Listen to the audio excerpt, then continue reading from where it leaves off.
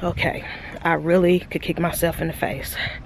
As I was editing this video that you're about to watch, I realized that part 1 accidentally got deleted when I was clearing my computer out. So I could kick myself in the face. So I have to re-edit part 1. That is my top albums, numbers 11 through 20. I'm gonna re-edit and post it. It's just gonna probably be next week before I do it. I'm sorry, y'all.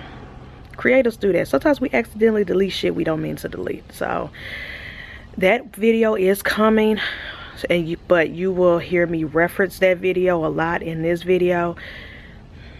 Ignore it. My top albums, numbers 11 through 20 is coming. It's just gonna be later. I'm sorry, y'all. I'm done. Welcome everybody to Snake Music Reviews. I'm your host, Prince Elias. This is Jafar. He's the only one who is not in shed and hasn't eaten yet, so he is blessing us on this video as we count down our top 10 albums of 2020.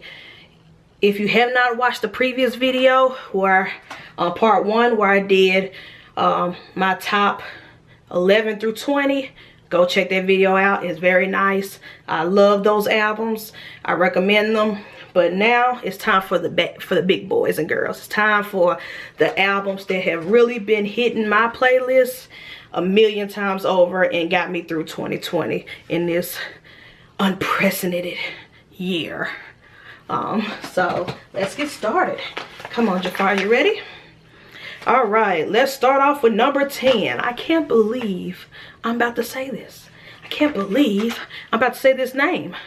But number 10 is Taylor Swift with Folklore. Now, she did just recently release part 2 of this album called Evermore. I have not heard it yet, and even if I did hear it, I'm not putting 2 Taylor Swift songs on this list. It's just 2 Taylor Swift albums on this list. I feel like that's cheating. All the other artists on this list came out with 1 album in 2020, so yeah. So I'm just saying, for someone who did not like Taylor Swift for a long time, did not care for Taylor Swift for a long time, when I heard Folklore, can't deny the woman's talent. She's talented. She's a great songwriter, great singer.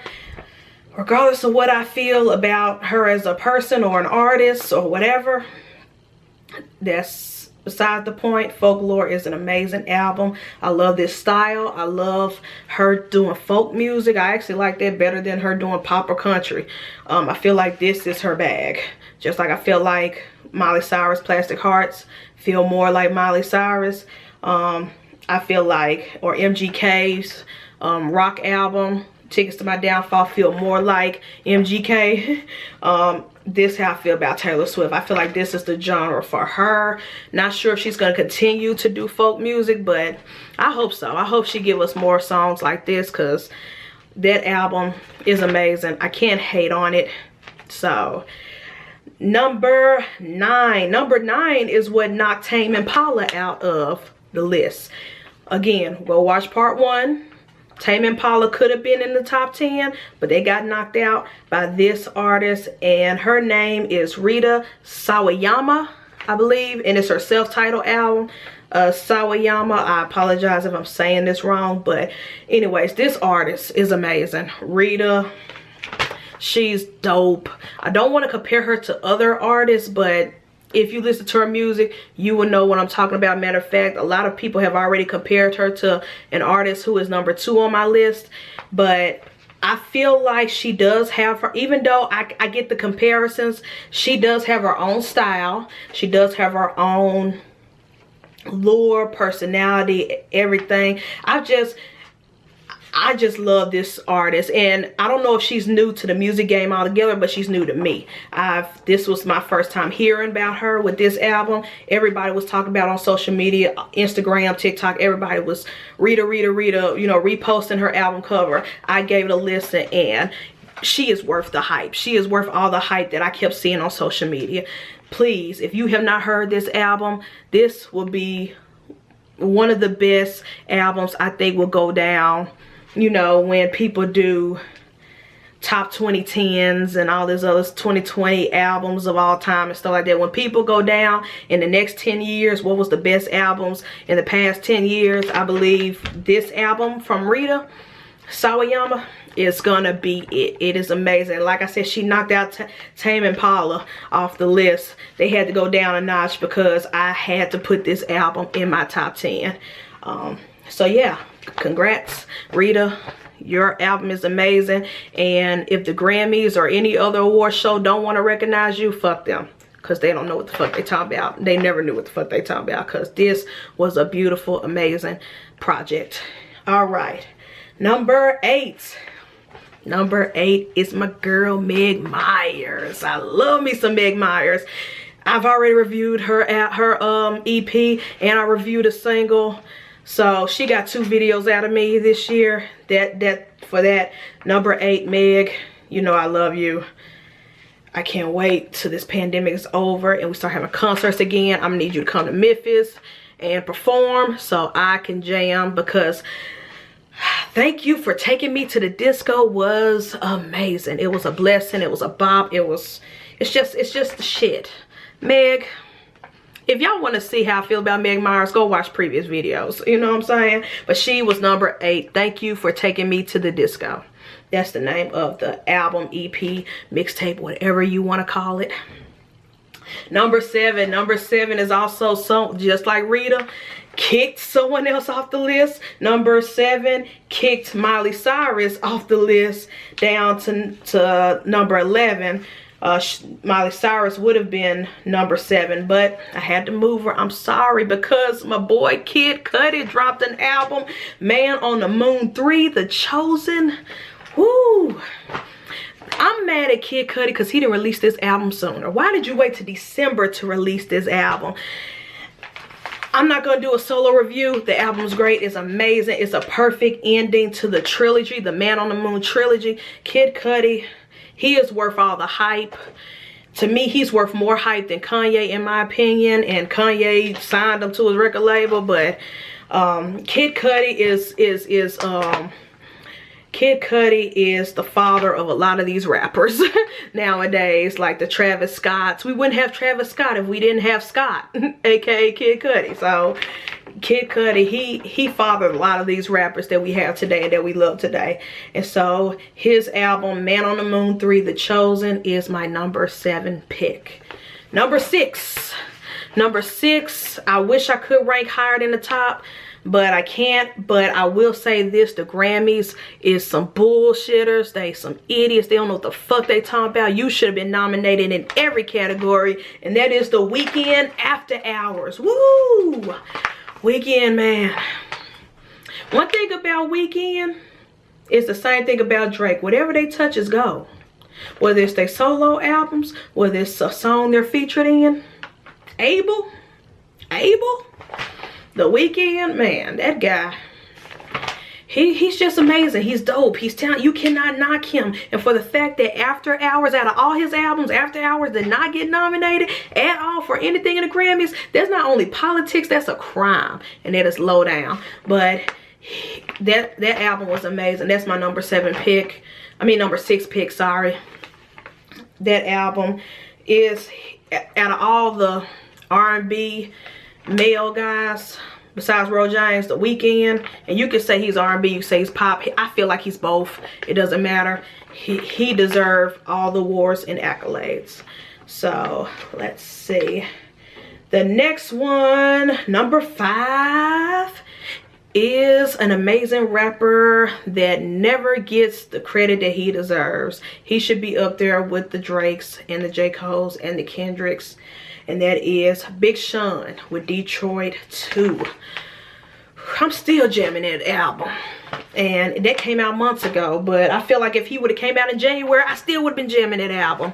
Big Sean is my type of rapper. He's my kind of rapper. He can give you the love songs. He can give you the straight up hip hop bars. He can give you the radio hits. He can give you the underground hits. Big Sean is that dude. And I love his new introspective. I love his maturity. I love his personality now. Now that he's older and wiser and more mature, and talking about, you know, health and mental health and wellness and being a better person than you was. Yes, I just love Big Sean. Big Sean, this Detroit too.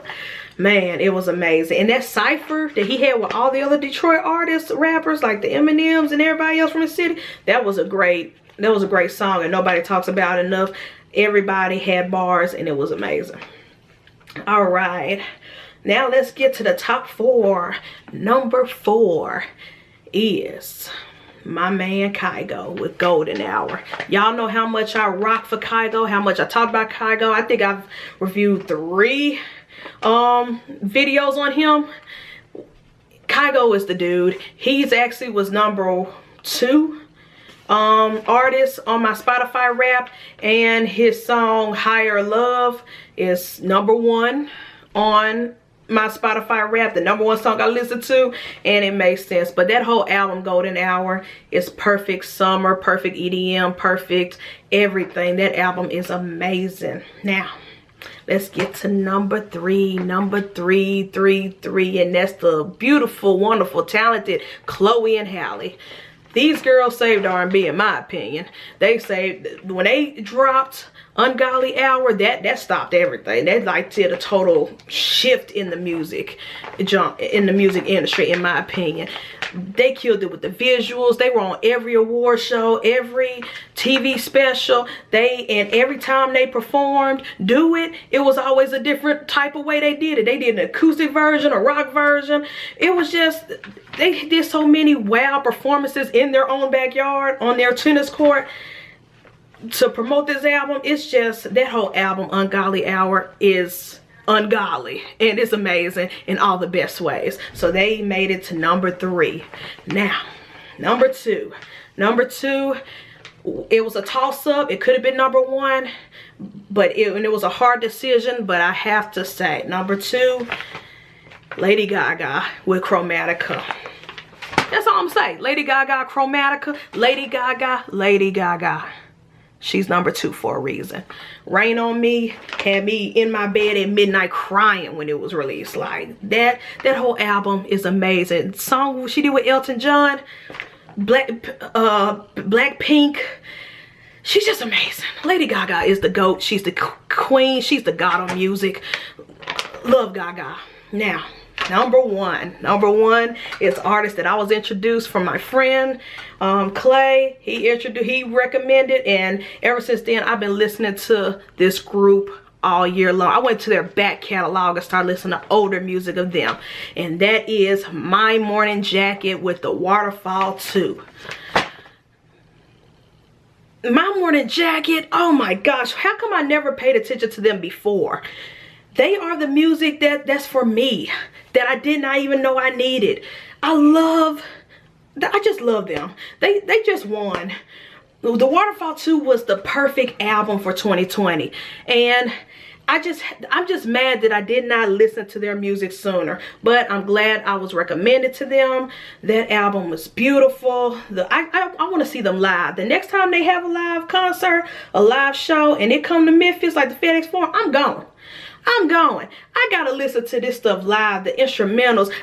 My friend Clay started dropping YouTube videos of them in concert, and I've been watching them. I need to see it for myself. My Morning Jacket, The Waterfall 2. And I believe that video, that review I did, is the most views I've gotten, the most likes I've gotten, the most engagement and comments. And it makes sense. They are just, I love those kings. I love that band, that group. They won a new fan in 2020. They've been out for years. They just gained a new fan because of The Waterfall 2. I'm so glad it was recommended to me, and they deserve number 1 because I've been out playing that album all year. That album's probably sick of me. Spotify is sick of me playing it, you know what I'm saying? But it was amazing. It was great. That is my top 10, top 20, top albums of 2020. What albums did you love? What albums do you agree, disagree? Comment below. Tell me your favorite top 10 albums, your top 20, top 15, top 5. Doesn't matter. My Morning Jacket, Lady Gaga, Chloe and Halle, Kygo, y'all were the best. Everybody under them, they did great. 2020 was great for music. Horrible for concerts because everything was canceled, but great for music. And that's my review. I am Prince Elias. This is Jafar, and we will catch y'all later in the next vids. Peace.